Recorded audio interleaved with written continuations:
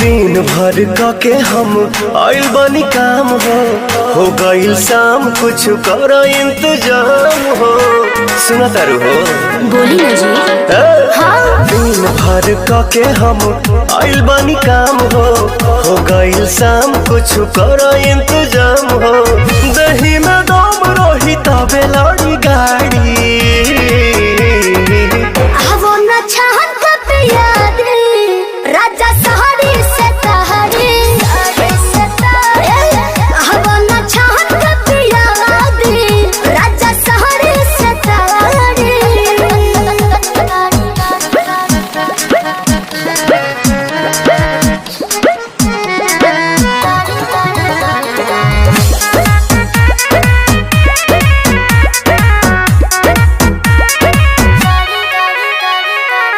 देर न लगाव तानी हाली कहरा बिल्कुल करे। चटक चिखाना चिखा के लवने खाली कहरा। ए राजा जी वही ठमड़िया छटहिया बिछा दी हो तप से लबा तबे लबा